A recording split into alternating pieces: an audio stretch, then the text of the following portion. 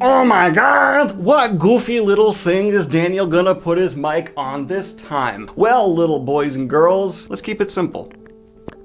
It's a tiny sword. Now the mic is on the tiny, tiny little sword. And today we're gonna be talking about what exactly are the Aes Sedai? Maybe one of the most key pieces of lore to the entire Wheel of Time franchise. Because not only are they central players to the power dynamic within the Westlands, but they have one of the most integral histories to how the world came to be in the state it is today. In the future, because the Wheel of Time happens technically on Earth, so distant future, how we're gonna, assuming Robert Jordan's a prophet, how things are gonna get to where they're going. But a couple things before we get into this. One, yes, I'm wearing a bigger, badder hand brace than I normally do. Why? Well, because apparently editing for 8 hours a day has finally had its ramifications. And yes, I'm hiring other editors to help because we need to make this problem go away. I got injected with steroids today, technically, so yeah. Grr. You want an x-ray of my hand? Boom, I show you more body parts than any other content creator. I'm more revealing than most people on OnlyFans. Last time I showed you the inside of my eyeballs. Find me someone on OnlyFans who will do that. That's my eyeballs right there. And if you're interested to see more Wheel of Time content, make sure to self-promo, subscribe, all that crap, because yes, I am going to the Wheel of Time premiere, and you should see a live stream on this channel during the Wheel of Time premiere, all the times and stuff on screen now, if you'd like to see me on the red carpet being very uncomfortable because I'm not good with high pressure situations. I'll be trying my best. But okay, let's go ahead and answer the question. Who are the Wheel of Time? Now, I'm not going to make this a spoiler-filled deep dive into specific characters, but more an overview of who they are as players in the wider space of the Wheel of Time world. And this is a topic that's very easy to oversimplify, and I actually want to get into the nuances of how the Aes Sedai have gotten exactly into the position they are in at the start of the Eye of the World, the first Wheel of Time book. Because if we go way back in time, before the Breaking, for those of you who don't know, the Breaking is when the last dragon reborn basically shattered the earth and sent everyone back thousands of years in time in terms of technology. The Aes Sedai were a very important group all the way even back then. They had a vast array of ways they influenced the world and were often in positions of power alongside also being Aes Sedai, basically the supreme group that helped directed the destiny of humanity at this point. They were researchers, scholars, just rulers, and battle leaders. They kind of covered the whole gambit of positions of power. But then the researchers went a bit too far, and this is why it's important to have scientific oversight, even with spoopy magics, because someone, I won't get into for spoiler reasons, decided to drill a little itty bitty hole into reality. And that little itty bitty hole let in the Dark One. And then a lot of wars ensued. And a misconception happens around the Wheel of Time here, where a lot of people think it's been a full turning of the wheel since this conflict with the Dark One.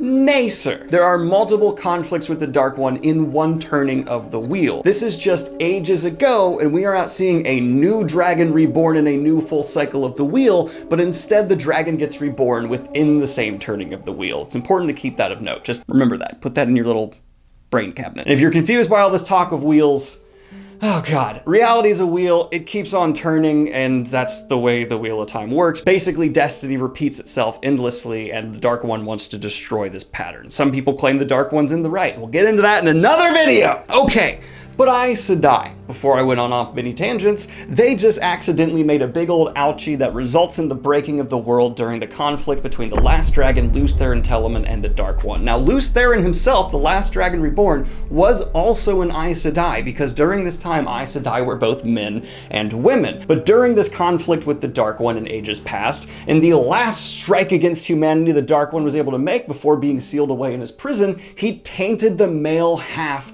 of the One Power. The One Power is essentially the magical source that Aes Sedai use to do their... That's what they do. You'll see in the show, that's what they do. They go... Now, the male half is called Sayadin, and the female half is called Sayadar. So Sayadar was left untouched, but suddenly every man who touched Sayadin was slowly driven insane, developing a wide variety of random mental illnesses to the point where they would essentially kill anyone around them, turning them into just walking, sentient nuclear warheads. Hence how the breaking happened. You basically had thousands of men running around going, "Ah!" And so women started hunting men who could channel in this time, desperately trying to preserve as much technology as they could while the world literally shifted around them. There's a reason the world was set back so much, and it's because this was a very bad time. Now, we're gonna focus on channelers specifically within the Westlands. I could get into the entire continent filled with madmen who can channel apparently, or what's going on with people who can channel in the Shan Empire, but that's not worth our time right now. We're gonna focus on the Westlands. Not even touching on the Aiel. Another day! So, as time moves on and society slowly begins to recover, the Aes Sedai kind of act as a beacon, a symbol of hope, of the ability to reach times past technology, because they are reforming, they are rebuilding, they are gathering in the White Tower, Tar Valon, their seat of power, and they are trying to create a better, more stable future. During this time though, there's a lot of nations forming, because the world broke to the point where you couldn't really have nations that were solid. And so what happens, you end up with this mushy-mashy new peoples coming across, and everyone's grabbing for power,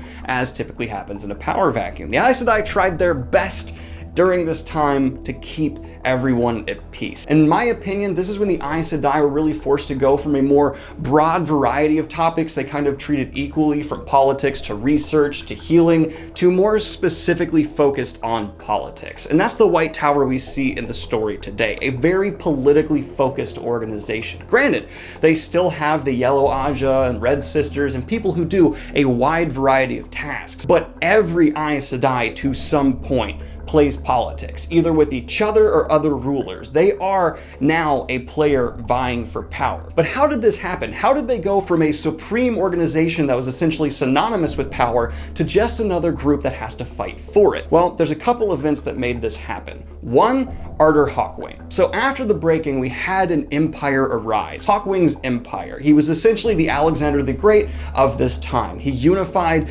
basically all the known lands and even went to war with the White Tower Tar Valon. And to end this war, the Aes Sedai agreed to take the 3 oaths. The 3 oaths essentially say an Aes Sedai cannot lie. They can't use their power to kill just anyone. It has to be either Shadow Spawn, Dark Friends, or in the last defense of their own life. And finally, they cannot use the power to make a weapon, but that's not really important for what we're talking about here today. And with those sudden restrictions and pretty much defeat at Hawkwing's hand, the Aes Sedai had a stigma against them. They were no longer seen as these supreme beings who were just more powerful and better than anybody, and instead you had a vast percentage of the population that viewed them pretty negatively, or just as something not to be trusted. And you combine that with a lack of communication and education from back in the time when they did have their power, and superstitions begin to float around the Aes Sedai like crazy, to the point where there's even an organization now called the Children of Light who has dedicated their entire existence to pretty much hunting and killing Aes Sedai. They claim to do a lot more, but really their prime directive is,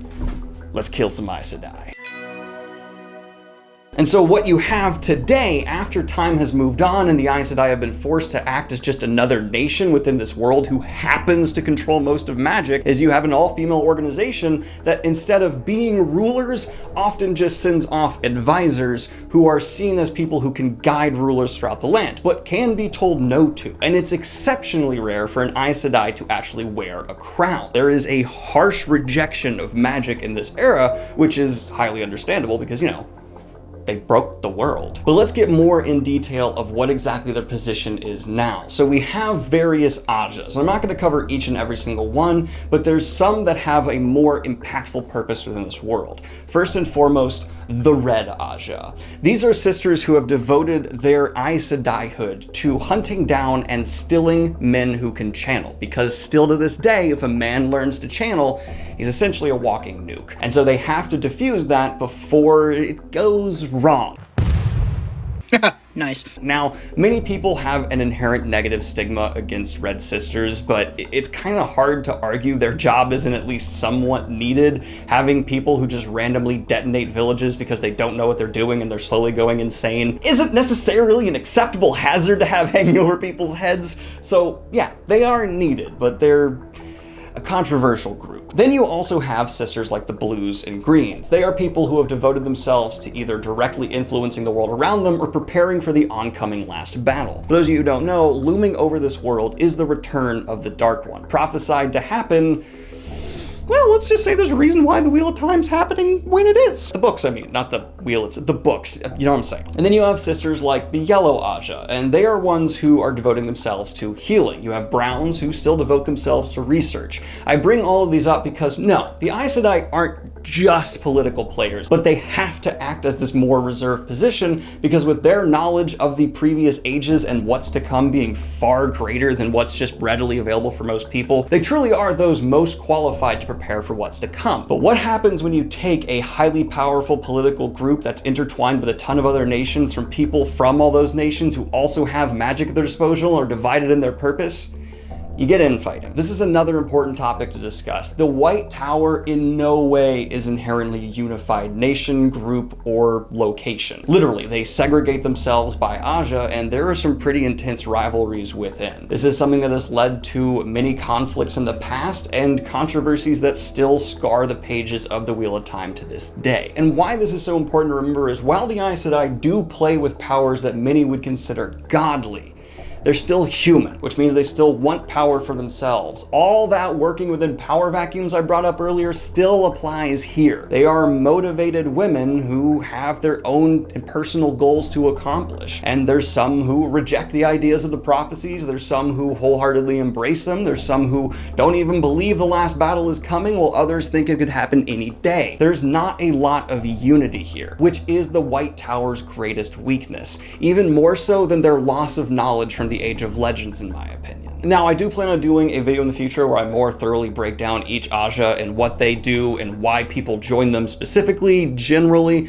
and that'll be something if you'd like to see, just go ahead and subscribe and I'll have it to you within the next month. But if you are a new viewer to the Wheel of Time and you were just curious of what exactly the Aes Sedai are, my number one takeaway for you in this video is to not view them as one organized group. View them as you would essentially the United States Senate or whatever government body leads your country. They may be in name something that's supposed to serve one cause, the betterment of the people around them, but they're going to be fractured, and working together, they don't thrive at that. It's not their strong suit at all. And all those problems you probably immediately thought of when I brought up the idea of a Congress, 100% apply. Like, just copy, paste, and that's what makes their drama so interesting. They are driven by ideologies, and it causes conflict. Now, they are led by what essentially is a Congress. There is the Hall of the Tower, which has representatives from each Aja who are debating, negotiating what to do next, but there is one seat of power above the rest, known as the Amerlin seat, someone who forsakes their original Aja